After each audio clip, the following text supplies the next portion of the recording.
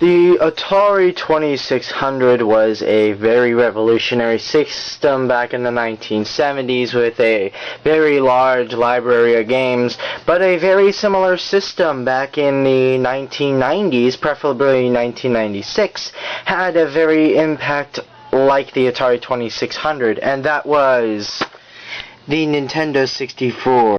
The Nintendo 64 revolved around a large library of games, preferably over 300 of them, correct me if I'm wrong, but they had a lot of games, and such popular ones like Majora's Mask, Ocarina of Time, and Super Mario 64. The Nintendo 64 was a very successful system for its time, and the cartridges were easy to put into the system and easy to take out. And I really loved this system back in the day, and I really love it now. And the control scheme is much different. What is this? This is not a normal controller. This is just out of hand. But it worked for Nintendo 64 games such as Super Mario 64, MRC, Cruisin', which is no similar to the arcade game, and Quest 64. All these games, except for one, require a jumper pack. And that would be this. This requires an expansion pack, which I do not have, and I'm very disappointed that I don't have it, because if I did, I'd be playing a lot more games then, and I would be having a lot more games than I would now. So its collection is slowly growing, but I barely had a chance to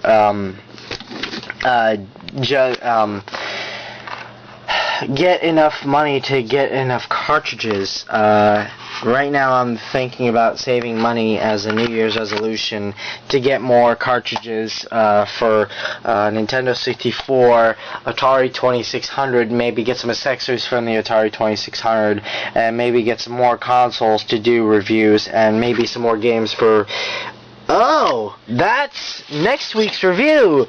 The Nintendo Entertainment System. Oh, and look what it's got here. It's got Tetris on it. That's pretty innovative. But seriously though, I will be saving up money in order to get some more cartridges for Nintendo 64, Atari, and the Nintendo Entertainment System, and some other controllers and accessories for the Atari 2600, because I'm a collector like that, and some other classic gaming consoles I really want to do reviews on, like the Sega Genesis, Magnavox Odyssey 2, Atari 7800 Pro System, and some others. So there you have it, a short review of the Nintendo 64. I really thought this was an impact on my childhood, and I really thought it was amazing.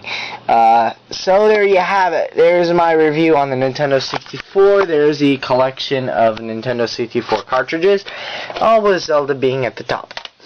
Happy collecting, everyone!